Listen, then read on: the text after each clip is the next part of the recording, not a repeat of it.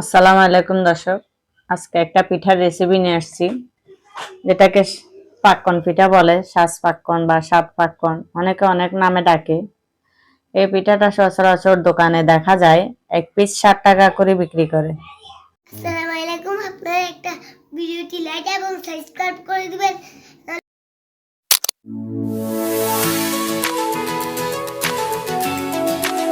পিঠাটা সচরাচর দোকানে দেখা যায় 1 পিস 60 টাকা করে বিক্রি করে।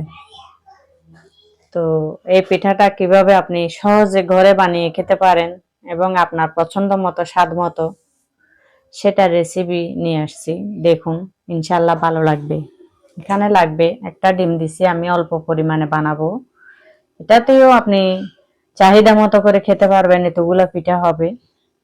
এতে আমি পানি ব্যবহার করিনি, দুধ, ডিম, একটু বেকিং পাউডার, স্বাদ মতো লবণ, 1 চামচ চিনি, আর 1 টেবিল চামচ পরিমাণ সয়াবিন তেল, এগুলা ব্যবহার করছি। এগুলা দিয়ে মেখে নিয়ে এখন আমি এটা গুলি গুলি পাকিয়ে নিব ছোট ছোট করে। তারপর এটা আমি বেলবো। এটা মাঝখানে একটা বোতলের ঢাকনা দিয়ে কেটে নিব।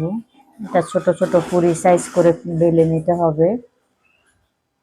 এটা আপনার শর্টকাট হয়ে যায় তাড়াতাড়ি। বাসায় করলে কি হয়, স্বাস্থ্যকর, পুষ্টিকর এবং শরীর স্বাস্থ্য মতো খাওয়া যায়।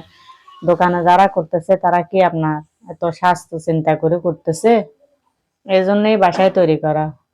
রেসিপিটা দেখবেন। আমার রেসিপিটা ভালো লাগলে লাইক শেয়ার করবেন, সাবস্ক্রাইব করবেন নতুন ভিডিও পাওয়ার জন্য। দেখুন, এটা অনেক সুন্দর হচ্ছে দেখতে, তাড়াতাড়ি হয়ে যাচ্ছে। এভাবে করে সবগুলা রুটি বেলে নেবেন।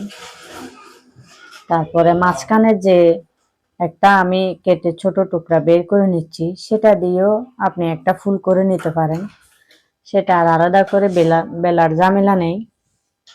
এটা দিয়েও আপনি যে তেলে এগুলা ভাজা হবে, এটা দিয়ে আপনি ওই তেলের মধ্যে ভেজে তুলে নিতে পারেন। এটাও বাচ্চারা খুশি মনে খাবে, ফুলের মতো দেখতে অনেক সুন্দর হয়। এটা 2 ভাঁজ করে এদিকে ওদিকে বটে নিলে অনেক সুন্দর হলো। বেলা হয়ে গেল, এখন আমি সাদা তেলে ভেজে তুলে নিব। সবগুলো পিঠা সাদা তেলে ভেজে তুলে নিলেই রেডি পাক্কন পিঠা। এই পিঠাটা তালের রস দিয়েও করা যায়, অনেক কিছু দিয়ে করা যায়।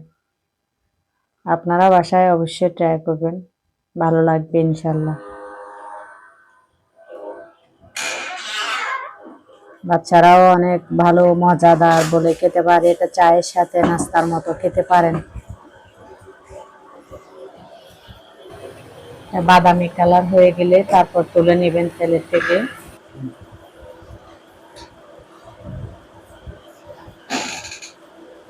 এগুলা ভাজা হয়ে গেছে, রেডি হয়ে গেল পাক্কন পিঠা।